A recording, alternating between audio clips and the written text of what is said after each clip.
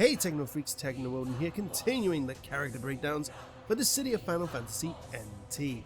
This time, we shall spare them no quarter. With SHTOLA. A marksman, SHTOLA lives up to her game's reputation by being the queen of grinding. Able to tear through core battles in a blink of an eye. But Mr. Techno Odin, don't people want to know about her online potential? Just use holy, Billy. Timmy. But SHTOLA is more than just a personification of holy spamming. She is a trap artist. She is a long-range sniper. She got updated while I was doing the lightning vid. Son of a...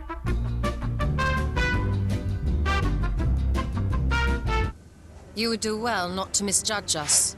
Okay, still a marksman, SHTOLA has changed from the hardly played trapping core battle XP grind mule, and with a slight nod to her new role in the upcoming Shadowbringers expansion, now walks the path of both Conjurer and Thaumaturge, wielding magics both light and dark. This is done through her new passive ability, Cleric Stance, loosely based on the skill in Final Fantasy XIV of the same name. Cleric Stance acts like lightning's paradigm shift, allowing SHTOLA to switch between both classes on the fly, paying somewhat a homage to the A Realm Reborn incarnation of Cleric Stance, which at one point did a similar concept of switching a healer's damaging stat with a healing stat, which allowed healers to deal extra damage at the cost of healing until they turned Cleric Stance off, giving them the ability to go on the offense when healing was not needed, and gave us the term Stance Dancing. In Heavensward and after, Cleric Stance just became a buff, but it's nice to see SHTOLA use a similar concept. But the reason I brought up Stance Dancing and Final Fantasy XIV in the first place was because SHTOLA's Cleric Stance should be treated in the same way, as changing classes will come at the cost of half of your unique EX skill's current bar every time you switch, meaning you need to be a bit more thoughtful when you Stance Dance. Her BP attacks are as followed, and I should mention they are in a similar way to Lightning's Paradigm. 3 for Conjurer and 3 for Thaumaturge. For Conjurer, we start with her neutral ground Stone, a long-range burst-like projectile dealing multiple hits that causes okay damage, and a max range is the line between Zone 4 and the outer zone on your radar, so it is a great long-range poking tool and probably your best core-busting tool. Her backwards ground is Stone 3, a very close-range trap that will knock the opponent away on contact. If no one has been caught by it, this attack will stay out for around 30 seconds. Also, you can only have one Stone 3 out at any given time. Use this as a great get-off-me tool, or use the fact that it doesn't deal damage to cores to protect said core from melee-based fighters. Her neutral air is Aero, and is a mix of Gale Sphere and the Emperor's Soul Flare, where it's a decent-sized sphere of wind that comes out and travels at a fast pace. And you can have 2 out on the field at once. Its range is just entering the outer zone, making this a decent pressure tool alongside Stone. Her backwards air, Aero 3, is another trap tool, this time with a more ranged approach. This trap comes out at around zones 2 and 3's borderline and deals multiple hits before knocking the opponent away. This adds more space control. Her dash attack is Fluid Aura, and it has SHTOLA cast a slug of water into the opponent, pushing them away. Its max range is within zone 2 and pushes the opponent for about 2 zones back. I say pushing as it's really what it does. It's not an attack that allows the enemy to air recover, so take advantage of that by using it to push enemies into traps or HP attacks.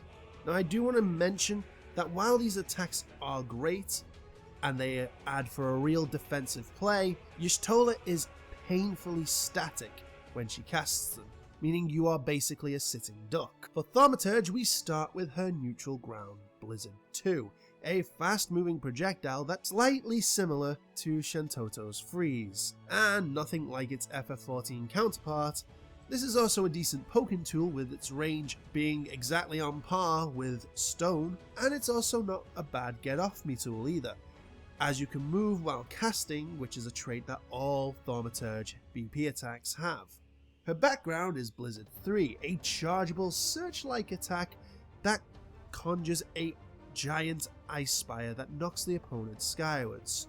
At normal, the range is just on a line off zone 1 and 2, with each level boosting it by a zone, with the levels 3s being at the max line between zones 3 and 4. Now this move is similar to Kefka's Ultimate, where the level of charge is that fixed range, so you can completely overshoot your target if you charge too much, so be smart with your placements. The neutral fire is the standard 4-input projectile we've seen before. Range is decent, with the max range being in zone 4, and you can move to close the distance, ensuring that you get all the hits connecting.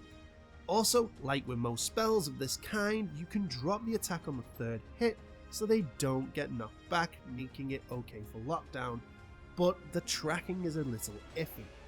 Tobacker is Fire 3 and is a spherical version of Bartz's mastered Black Mage attack, where SHTOLA creates 2 small explosions of the same size, then finishing with one final explosion. Max range is the line between zones 3 and 4, and what's great about it is, just like Black Mage and those moves based off it, is it's a combo extender, meaning you don't need to hit in order for the full attack to play out. Meaning you can catch people with that large final explosion when chasing down opponents. If you land the first 2 hits and are in a good enough spot, you can dodge cancel into fire to keep that lockdown going. Her dash attack is Thunder 3 and has SHTOLA send 3 orbs of lightning out at the opponent, with the last orb causing a great explosion, hitting any enemy in the blast.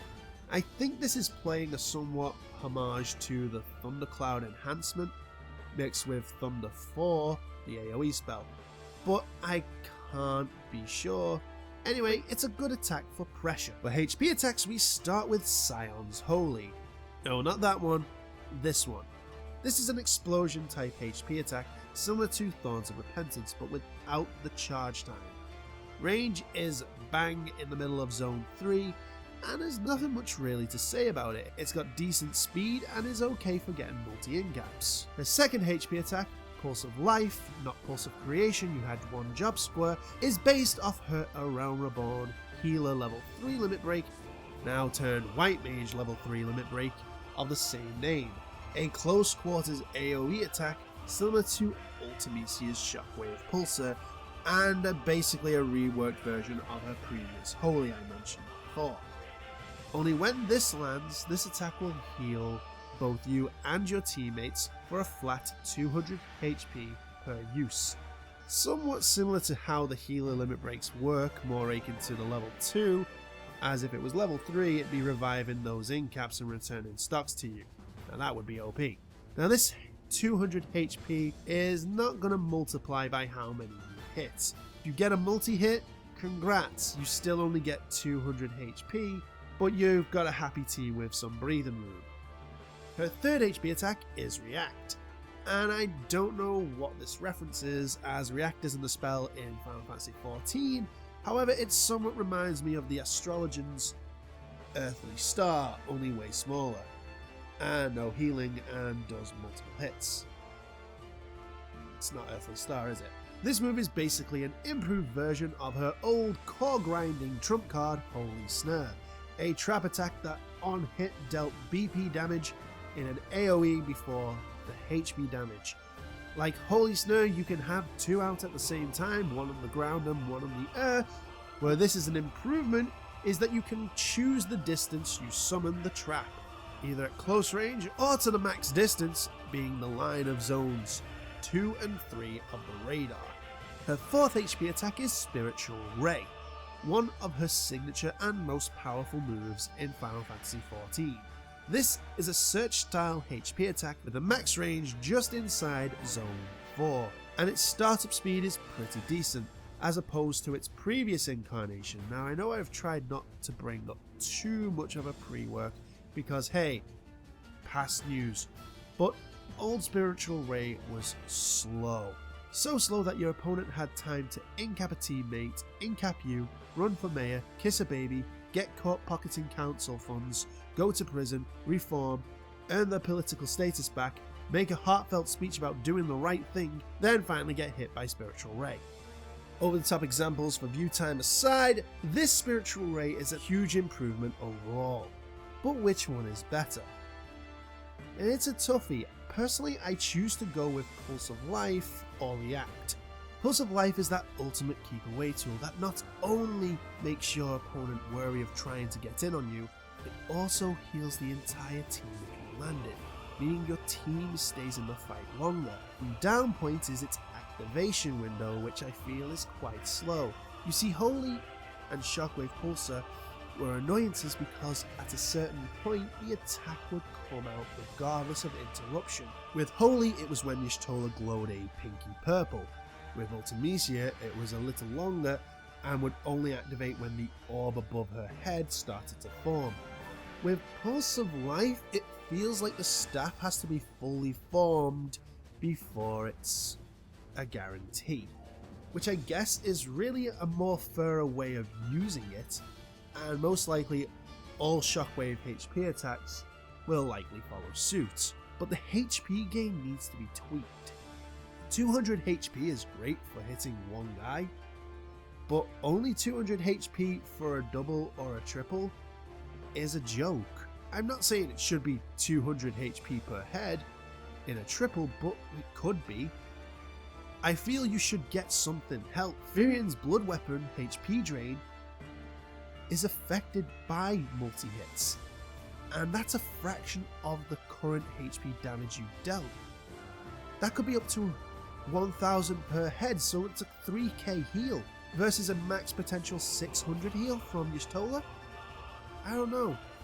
But after having a fight where I connected a triple, and to see my teammate go from 1200 HP to just 1400, and then for that guy to be taken out anyway after the opponent's recovered, just made me question the point of going for multi-incaps outside of the reading room. Rant done. React brings back the annoyance of Holy Snare, but in my opinion on a greater level. The fact that you can charge to increase the range is amazing, plus it acts like a projectile in some cases, meaning you can't overshoot the target, and the fact that you can have two out at any time, so long as one is in the air and the other is on the ground, adds to more space control. Plus, it's just as fast as hell to be used if at point blank range, something that I think can even pseudo combo off the Fire 3 dodge cancel. Add the speed debuff and you've got a really great little utility tool, as I said. Spiritual Ray, as stated, is a massive improvement and is more on the lines of some of the top search style HP attacks. Its range is decent and is great for crowd control, and being the longest ranged HP attack she has makes it very useful. Scion's Holy, however, just doesn't seem that great in comparison. Sure, there's nothing really wrong with it, it's quite decent. Its main thing going for it is its speed and first size AoE to cause a bit of separation, but it just gets outshined by her other HP attacks. Her unique EX skill sits on a fur, but it keeps stance dancing, so it's always 0-50 second cooldown, and changes depending on her current class. In Conjurer, it becomes Ethereal Pulse, taken from the shield-like move she's always throwing out in Final Fantasy XIV. This has SHTOLA T-pose, creating a field around herself covering the center of Zone 2 on your radar, healing and boosting the BP of any ally inside by 60 HP and BP per second, until either SHTOLA cancels the field or is forced to cancel said field. Like all of her Conjurer-based moves, this move leaves her like a sitting duck, only this duck is sitting in a Sherman tank, as the only thing that can actually force you out of Ethereal Pulse is a HP attack. BP attacks, EX skills, and summons do not interrupt you, though you will lose your respective BP. In Thaumaturge, her skill becomes Foul, the Black Mage's level 70 move in Stormblood. Unlike Stormblood, where it's just a large AoE that does massive damage, which drops in potency the further away you are from the blast zone, this acts like a super bravery conduit. Whereas with Bravery Conduit, you create an AoE field that lasts for 10 seconds and will deal 40 BP damage per second. However, unlike Bravery Conduit, Foul deals an initial 250 BP damage to anyone caught in the center of the blast. Yes, they wanted to pay homage to the Final Fantasy XIV version. This move becomes such a good map control tool, with the attack taking up the equivalent of Zone 1. Now, I normally don't compare, but with the way SHTOLA is meant to be played, you really need to pick and choose one to initially use. And I would say Foul should be the priority. It's in my opinion the best of the two, as it makes it really difficult for the enemy to bunker down. And plus, map control is surprisingly vital in this game. For general EX skills, Bravery Conduit in my opinion is a must, no surprise. Both Bravery Conduit and her unique EX skill run on roughly the same cooldown, so will both be up at relatively the same time, and a Foul Bravery Conduit combo literally takes 2 Zone 1 sized chunks out of the map. As for team comp, I'm kind of copy and pasting from the Lightning video when I say Firion and a Lightning running Sure HP regen go well together for the very reason of that amount of healing is dirty. Overall, SHTOLA pre-rework was nothing more than an EXP mule, hardly used online, and to be honest, I don't know if all that much has changed. Her Stance gimmick, while a nice homage to her game of origin, only works well on paper, and when you actually sit down and play her, you can see why. The EX skill drain is really off-putting, and doesn't work well at all. She has a moveset like Lightning, and more than one EX skill, like Exter, yet loses her unique EX skill meter by half whenever she changes. This is terribly limiting. You always start as a Conjurer, so you will always have to switch to Thaumaturge if you feel you need it, instantly adding seconds onto your cooldown. What's worse is that if you change stances, you completely cancel out everything that you threw out on the field while in that previous class. So instead of having a fair Lightning-esque 10 BP attacks to use in complement with each other, you're really only halving that at a time. This one thing makes me question the point of this change. You aren't adding to a gameplay, you're actually limiting it, taking away pressure, and for what? Just to be different from Lightning and Exter? Because it sure isn't balance. But, rant aside, she is still pretty fun. I tend to play her how I played Scholar back in A Realm Reborn, DPS until heals were vital, then switching to healing, meaning Thaumaturge over Conjurer, and if my team is running low on health, I'll Stance and see if I can actually get a heal off after 25 seconds, if it's safe to do so.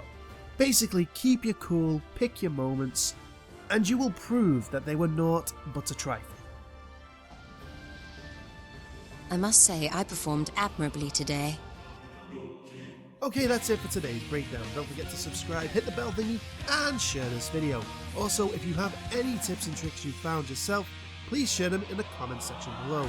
And finally, tune in next time where we walk tall, my friends, with Noctis, Prince of Lucius, and King of Fishing. But until that day, this has been Techno Odin.